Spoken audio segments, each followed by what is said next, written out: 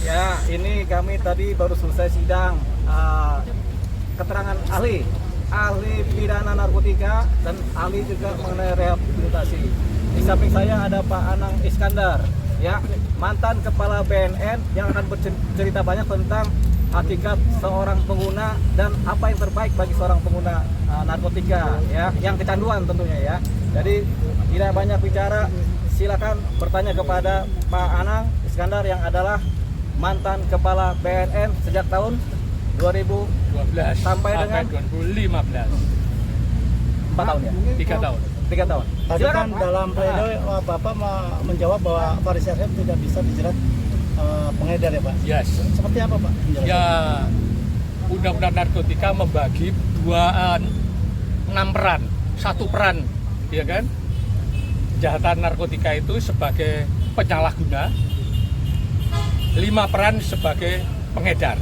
Nah, Farid ini, ya kan, dia membeli narkotika untuk dikonsumsi. Artinya yang bersangkutan penyalahguna bagi diri sendiri.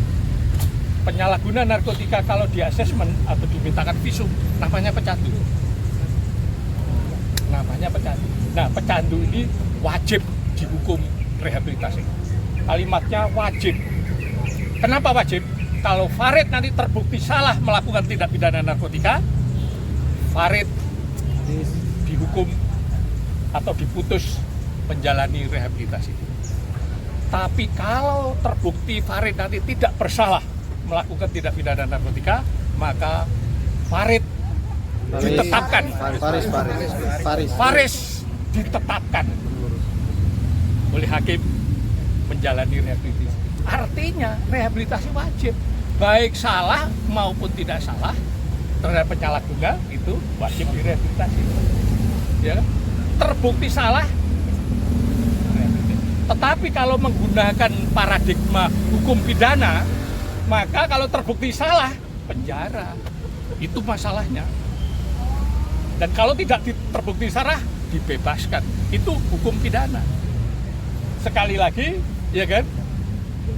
Tadi sudah saya sampaikan sebagai saksi ahli bahwa pengadilan negeri itu berwenang hanya untuk perkara pidana dan perdata.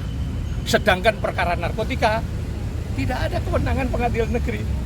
Karena undang-undang narkotika sumber hukumnya adalah konvensi internasional yang mengatur masalah narkotika sebagai obat. Ingat loh ya, narkotika sebagai obat.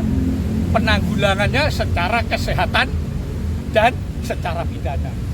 Nah, terhadap penyalahguna seperti Farid itu harus dilakukan pendekatan kesehatan, direhabilitasi. Saya kasihan, umurnya sudah tua, badannya habis. Itu membuktikan dia adalah pecandu. Dia tidak mikir makan, yang dipikir adalah bagaimana caranya secara rutin mengkonsumsi narkotika supaya dia tidak sakau. Karena narkotika itu obat. Kalau sakau dikasih narkotika, dia akan normal kembali. Nah ini, jadi pemahaman ini yang harus dimiliki oleh penegak hukum. Mulai dari hakim, jaksa, dan penyidik. Bahwa pendekatan penyelesaian masalah narkotika, ya khususnya penyalahguna, menggunakan pendekatan kesehatan. Tidak diperlukan pemidanaan. Kalau dipidana, negara itu rugi, kobol-kobol. Berapa biaya penyidikan, berapa biaya penuntutan, berapa biaya pengadilan, berapa biaya ngasih makan tahanan, berapa biaya membangun infrastruktur penegakan hukum, termasuk infrastruktur lapas. Padahal kalau direhabilitasi, biayanya murah, simple, tidak banyak masalah. Karena sekali lagi, kejahatan narkotika itu bukan kejahatan yang rumit, kejahatan yang simple, ya kan? Yang digolongkan dengan transnational crime, bukan extraordinary crime yang sulit, enggak. Hanya perlu sistem, yang dibangun negara ini harus pas. Kebijakan hukumnya pas, implementasinya pas, rehabilitasinya bagus, baru bisa menyelesaikan masalah narkotika. Oke? Sebelum lanjutan pertanyaan, ini cuman hanya mau menginformasikan bahwa kehadiran ahli atau Pak Anang Iskandar ini dalam kasus Mas Faris ini adalah benar sebagai ahli dengan posisi netral. Agar supaya teman-teman media mungkin tadi melihat tanggapan dari Jaksa Penuntut Umum tidak ada pertanyaan sama sekali. Begitu juga dengan majelis hakim tidak ada pertanyaan sama sekali. Karena mungkin dipikir ini adalah mungkin subjektif karena dihadirkan oleh tim penasihat hukum, oleh terdakwa. Tapi ini adalah objektif, kenetralan. Bahkan beliau datang kemari itu adalah kesukarelaan. Karena sebagai pengamat narkotik, melihat sayang aja Mas Faris ini sebagai penjandu harus dihukum oleh negara seperti ini, seperti itu. Ya, itu harus digarisbawahi. Terima kasih teman-teman media. Lanjut pertanyaannya. Cara hukumnya gimana Bang? Kenapa? Setelah mendatangkan ini. Setelah mendatangkan keterangan ahli, nanti ada penuntutan. Cuman kan tadi sudah disampaikan oleh saksi ahli bahwasanya status pengguna dan pengedar beda. Kalau pengguna tidak perlu disidang, ya. Kalau pengedar disidang dipidanakan, begitu. Memang belum ada khusus pengadilan narkotika, tapi pengadilan negeri berwenang untuk pengedar. Tapi kalau untuk pengguna ini memang seharusnya langsung direhab.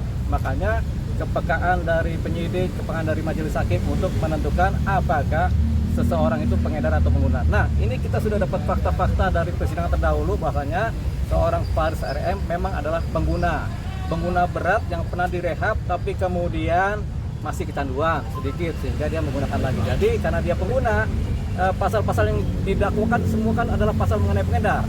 Pasal 114 pengedar, pasal 111 pengedar, pasal 112 pengedar. Sementara Faris RM adalah pengguna. Harapan kita penuntutan ini juga mengikuti pola-pola yang sudah ada dalam persidangan, bukti-bukti dan fakta-fakta, sehingga tuntutannya harusnya lepas atau tuntutnya adalah rehabilitasi. Tapi itu harapan kami sebagai pengacara. Tapi kami berharap banyak kepada majelis hakim nanti ketika kita mengajukan pledoi dan permohonan untuk mengajukan rehabilitasi, ini kemudian mudah-mudahan harapannya diterima oleh majelis hakim. Amin. Berdasarkan fakta-fakta dan bukti-bukti yang ada. Nah, sidang selanjutnya adalah di minggu depan tanggal 21 Juli itu mengenai penuntutan dari jaksa penuntut umum.